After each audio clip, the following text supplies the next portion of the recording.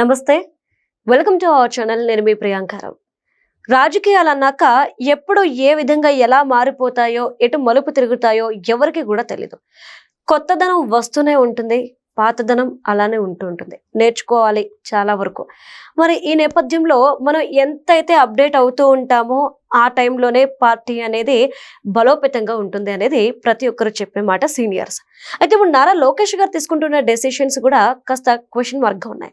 అంటే రాబో 2029 ఎలక్షన్స్ కి పార్టీని సంస్థాగతంగా పునర్వ్యవస్థీకరించబోతున్నారా అనే పాయింట్ ఆఫ్ వ్యూలో. సో దీని మీద మనం డిస్కస్ చేద్దాం. మనతో పాటు సీనియర్ జర్నలిస్ట్ శేషరావు గారు ఉన్నారు, ఆయనతో మాట్లాడదాం. నమస్కారం సార్. టీడీపీలో అనేకమైన మార్పులు వస్తున్నాయి. ఈ మార్పులకి రీజన్ నారా లోకేష్ గారు. ఏమి అని అడిగితే ఆయన చాలా క్లియర్ గా చెప్తుంది ఏంటంటే, నేను యువగళం పాదయాత్రలో ఏదైతే చూసానో, ఏదైతే నేర్చుకున్నానో దాన్ని నేను ఇప్పుడు అమలు చేస్తున్నాను అన్నారు. ఈ మార్పు 2029 ఎలక్షన్స్ మీద పడుతుందా టీడీపీ సంస్థాగతంగా అంటే అవుననే సమాధానాలు వస్తున్నాయి. మీరేమంటారు? చూడు, లోకేష్ గారు అనగానే గుర్తొచ్చేది ఏంది? ఇప్పుడు రెడ్ బుక్ ఎవరికి? వైఎస్ఆర్ కాంగ్రెస్ పార్టీ వాళ్ళకి. అది నిజమే. సో రెడ్ బుక్ రాజ్యాంగం నడుస్తుంది, రెడ్ బుక్ రాజ్యాంగం నడుస్తుంది అని చెప్పి మాట్లాడుతున్నారు కదా. సరే, ఆ రెడ్ బుక్ రాజ్యాంగం వాళ్ళకి కనిపిస్తున్నటువంటి సిచ్యువేషన్ అది. కానీ పార్టీలో ఒక బ్లూ ప్రింట్ అయితే తయారు చేశారు.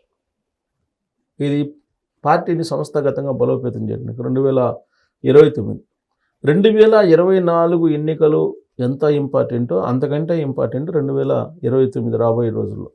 ఇది ఎవరికి? ఆంధ్రప్రదేశ్ ప్రజలకి ఇంపార్టెంట్. అదేదో తెలుగుదేశం పార్టీకి, జనసేన పార్టీకి లేదా బీజేపీకి, కూటమికి కాదు. 2029 ఎలక్షన్స్ ఆంధ్రప్రదేశ్ ప్రజలకి ఒక అగ్ని పరీక్ష.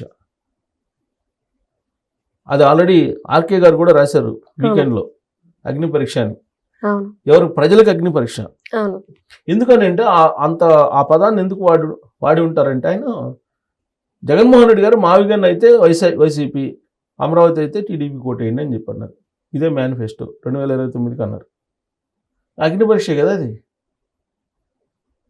సో అందుకే ప్రజలు తెలుసుకోవాలి, ప్రజలే తెలుసుకోవాలి. అంత ప్రతిష్టాత్మకమైన ఎన్నిక 2029 రాబోయే రోజుల్లో ఆంధ్రప్రదేశ్ రాష్ట్రానికి. ఇన్ కేస్ 2029లో అధికార మార్పు జరిగిందంటే ఇంకా రాష్ట్రాన్ని మర్చిపోవటమే అని చెప్పి చాలామంది భావిస్తున్నారు, ఎక్కువ మంది భావిస్తూ ఉన్నారు. మళ్ళీ 2019, 2024 మధ్యలో ఏం జరిగిందో అది కనుక జరిగిందంటే అంతకన్నా ఎక్కువ జరుగుతుంది. ఆల్రెడీ చెప్తున్నారు కదా, అధికారంలోకి వస్తే మావిగన్ మాది, అమరావతి ఆపేస్తాం, తర్వాత వస్తే గంగమ్మ జాతరలో వేటలు నరికినట్టు నరుకుతాం, పొట్టేలు నరికినట్టు నడుగుతాం, గుంటూరు అవతల ఉన్నటువంటి వాళ్ళని పొడుస్తాం, యువతలు ఉన్నటువంటి వాళ్ళని లోపల పెడతాం, బట్టలు ఇప్పదీసి పోలీసులను నిలబెడతాం. ఇదే కదా చెప్పింది. రిజల్ట్ వచ్చిన తర్వాత పోలింగ్ కేంద్రం నుంచి ఇంటికి పోయే లోపల ప్రతి నియోజకవర్గంలో కనీసం 3-4 లేచిపోవాలి. ఇదే కదా వాళ్ళు చెప్తున్నటువంటి మేనిఫెస్టో. కాబట్టి 2029 ఎలక్షన్ అనేది చాలా ఇంపార్టెంట్. అందుకే ఆ రాష్ట్రాన్ని కాపాడటానికి, ఆ రాష్ట్రానికి శ్రీరామ రక్షగా తెలుగుదేశం పార్టీని నిలపాలనేటువంటి ఉద్దేశంతో లోకేష్ గారు ఒక బ్లూ ప్రింట్ని తయారు చేశారు పార్టీని బలోపేతం చేయడానికి. ఎలా అని అంటే, ప్రతి నియోజకవర్గంలో ఖచ్చితంగా గ్రూపులు ఉంటాయి. ఏ పార్టీకైనా ఉంటాయి, తెలుగుదేశం పార్టీ కాదు, ఏ పార్టీకైనా గ్రూపులు ఉంటాయి. అయితే ఆ గ్రూపులు అన్నీ కలిసి పనిచేసేలాగా చేయడమే నాయకత్వ లక్షణం. అది వర్కింగ్ ప్రెసిడెంట్గా ఉన్నటువంటి లోకేష్ గారికి ఉంది అని చెప్పి తిరుపతిలో జరిగినటువంటి మార్పులు గమనిస్తే కనుక అర్థమవుతుంది. తిరుపతి నియోజకవర్గం ఎప్పుడు కూడా ఛాలెంజ్ తెలుగుదేశం పార్టీకి. అక్కడ సుగుణమ్మ గారు ఇన్ఛార్జిగా ఉన్నారు 24 దాకా. సరే, ఇప్పుడు ఉన్నారు, కానీ శ్రీనివాస్ అని అతను యంగ్స్టర్కి ఇచ్చారు. ఇప్పుడు ఒక క్లస్టర్ ఇన్ఛార్జ్ అతను. అంటే కొత్త నాయకత్వాన్ని అక్కడ ఆయన ప్రమోట్ చేస్తున్నారు. అలాగే రవినాయుడు అని చెప్పి శాపు అన్నారు, ఇంకొక అతను కూడా. మొత్తం 3 తిరుపతి నియోజకవర్గంలో కీలకమైనటువంటి లీడర్లు ఉన్నారు. వీళ్ళు 3 కలిసి తిరుపతిలో తెలుగుదేశం పార్టీని గెలిపించేలాగా ఇలా మొత్తం కాన్స్టిట్యున్సీస్ని డివైడ్ చేశారు. డివైడ్ చేసి పక్కా తెలుగుదేశం పార్టీ గెలిచేటువంటి కాన్స్టిట్యున్సీలు ఏవైతే ఉన్నాయో అవి ఆల్రెడీ ఇన్ఛార్జీలు ఉన్నారు, వాళ్ళనే కంటిన్యూ చేస్తారు. అలా కాకుండా అటు ఇటుగా ఉండేటువంటి నియోజకవర్గాలు వాటిని బలోపేతం చేయడానికి నాయకత్వ మార్పుని తీసుకొస్తున్నారు. పూర్ అంటే గెలవలేనటువంటి పరిస్థితుల్లో ఉన్నటువంటి నియోజకవర్గాలు, వ్యతిరేకత ఎక్కువగా ఉన్నటువంటి నియోజకవర్గాలు ఏవైతే ఉన్నాయో వాటిని ఐడెంటిఫై చేసి అవి పూర్తిగా యువకులకి, యంగ్స్టర్స్కి అప్పచెప్పడానికి సిద్ధమయ్యారు. ఇది బ్లూ ప్రింట్ అనేది పార్టీల అంతర్గతంగా జరుగుతున్నట్టు చర్చ. ఇంకోటి ఏంటంటే 83 నుంచి అదే లీడర్లు ఉన్నారు చాలామంది. ఉదాహరణ తీసుకుంటే మన స్పీకర్ ఉన్నారు అయ్యన్న పాత్రుడు గారు, 83 బ్యాచ్, బుచ్చే చౌదరి గారు 83 బ్యాచ్. ఇట్లా చాలామంది 83 నుంచి పార్టీతోటి ఉన్నటువంటి వాళ్ళు ఉన్నారు.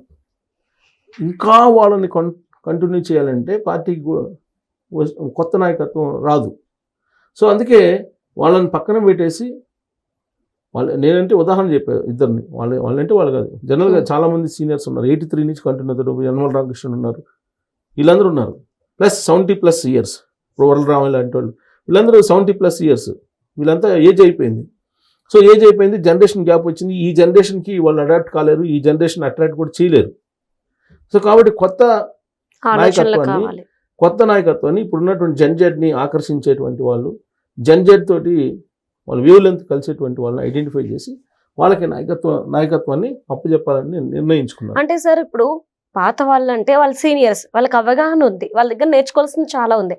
ఇలాంటి వాళ్ళని పక్కన పెట్టి కొత్త వాళ్ళకి అవకాశం ఇస్తే వాళ్ళకి రాజకీయం మీద అంత పూర్తి అవగాహన ఉండదు. కాబట్టి సరైన పరిపాలన ఎలా అందుద్ది? ఇక్కడే సరిగ్గా సమన్వయం చేసుకోవాలని చెప్పి లోకేష్ గారు చెబుతున్నారు. సీనియర్స్ని పక్కన పెట్టడం అంటే కంప్లీట్గా దూరంగా చేసి మూలం కూర్చోబెట్టడం కాదు. వాళ్ళకి ఇచ్చేటువంటి ప్రాధాన్యత వాళ్ళకి పార్టీల సంస్థాగతంగా ఇస్తూనే వాళ్ళ సలహాలు సూచనలు తీసుకుంటేనే కొత్త నాయకత్వాన్ని ప్రజలకు పరిచయం చేయటం. అంతే తప్ప అధికారం ఇచ్చారు కదా అని చెప్పి సీనియర్స్ని పక్కన పెట్టేసి సీనియర్స్ని బేఖాతరు చేస్తూ సీనియర్స్ని లెక్కలేనితనంగా వ్యవహరించేటువంటి లీడర్లని ప్రమోట్ చేయట్లేదు లోకేష్ గారు. సీనియర్స్ని సలహాలు సూచనలు తీసుకుంటూ సీనియర్ల దగ్గర నుంచి సమన్వయంతో వెళ్ళేటువంటి లీడర్లని ఆయన లిస్ట్అవుట్ చేస్తున్నారు. లిస్ట్అవుట్ చేసి కాన్స్టిట్యున్సీ ఇన్ఛార్జ్ బాధ్యతలను అప్పచెప్తున్నారు 2029 నాటికి. మొత్తం ఎప్పటికప్పుడు సర్వేలు చేయించుకుంటుంటారు. వర్కింగ్ ప్రెసిడెంట్గా లోకేష్ గారు ఆల్రెడీ కొత్త రక్తాన్ని ఎక్కించడానికి తెలుగుదేశం పార్టీకి పూర్తి స్థాయిలో సిద్ధమయ్యారు. ఆల్రెడీ 2024 ఎన్నికల్లోనే దాదాపు 70 మంది కొత్త వాళ్ళకి ఇచ్చారు. ఇప్పుడు క్యాబినెట్లో 7 మంది ఉన్నారు, ఫస్ట్ టైం ఎమ్మెల్యేలు గెలిచినటువంటి వాళ్ళు, మినిస్టర్స్.